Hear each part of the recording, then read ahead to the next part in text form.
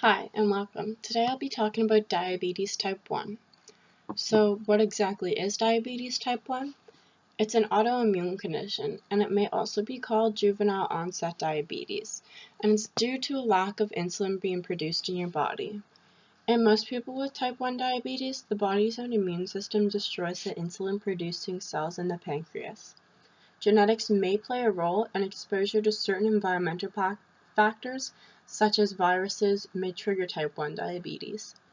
Due to a lack of insulin being produced in your body, you cannot control your blood sugars, normally causing them to reach an either high level or an extremely low level, and that's where treatment of diabetes type 1 comes into play. How do you treat your diabetes type 1? You treat it by taking insulin, frequently testing your blood sugars in the morning, after meals, and at the night, meal planning, daily exercise, and taking other medications that you and your doctor will discuss later, and he'll provide them to you. The difference between a pump and single shots of insulin. So the pump delivers rapid or short-acting insulin 24 hours throughout the day through a catheter placed under the skin. Your insulin doses would be separated into basal rates, bolus doses to cover the carbs in any of your meals, correction or supplement doses. With a single shot dose of insulin, you need to administer it yourself and carry around the needle and the insulin, and you take it after any of your meals. And it's different from the catheter because it's not just administered through the catheter, and you can't just put in the number of carbs that you've taken in. You and your doctor will determine the number of insulin injections you need per day, the timing of your insulin injections throughout the day, and the dose of insulin you need with each injection. And if you have any questions about the pump or want to know more about the pump, you can go to the link that I've put on the slide.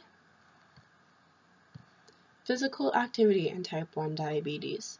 So many benefits come from being physically active with diabetes, and they include increased vigor, decreased insulin resistance, improved lipid profile, blood pressure reduction and maintenance of weight loss, and aerobic physical activity and cardiorespiratory fitness reduce morbidity and mortality in people with diabetes.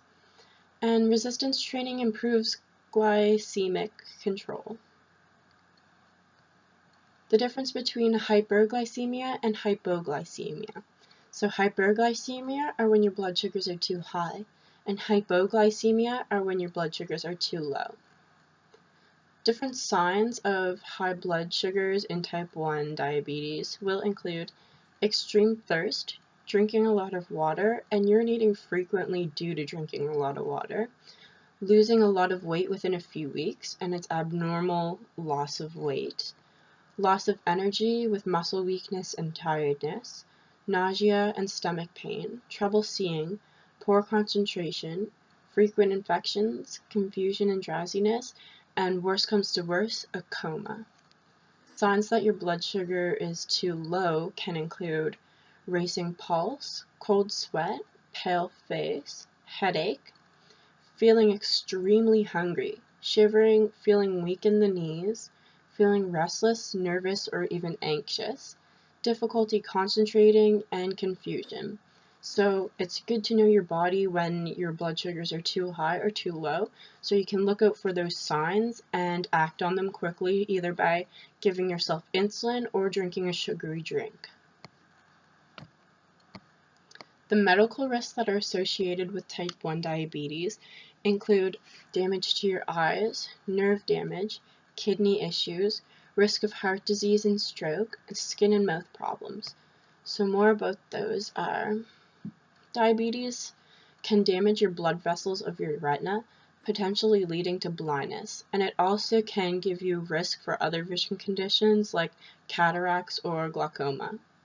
Too much sugar can injure the walls of your capillaries that nourish your nerves, mostly in your legs or your arms, and this can cause tingling, numbness, burning, or pain that begins at the tips of your toes or fingers and slowly spreads upwards. Poorly controlled blood sugars could cause you to eventually lose all sense or feeling in the affected arms or legs, which can lead to amputation of fingers, toes, or the extremities altogether. So it's good to watch out for that. Type 1 diabetes can also affect your major organs in your body, including your heart, blood vessels, nerves, eyes, and kidneys. So keeping your blood sugars at a normal rate most of the time can reduce risk of many of those complications. Severe damage to your kidneys can lead to kidney failure or irreversible end-stage kidney disease, which requires dialysis or a kidney transplant. And diabetes can increase your risk of different cardiovascular problems, including coronary artery disease with chest pain, heart attack, stroke, narrowing of arteries, and high blood pressure. So it's good to stay active and keep yourself at a good rate of your blood sugars so you don't get into any of those medical risks. And our final thoughts.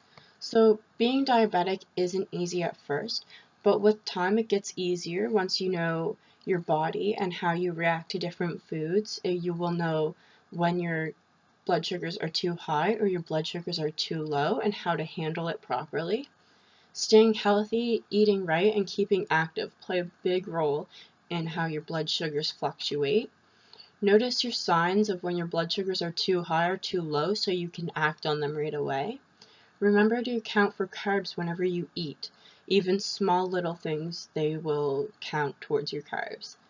And remember to test your blood sugars frequently during the morning, after any meals, when you feel your blood sugars are too high or too low, and at night before you go to bed. And if you have any problems, let people know, because chances are they may have an answer for it, or they can call somebody who has an answer for it, so you're not on your own. And at the end of this, I would like you to fill out my question about the presentation. And thank you. Have a good day.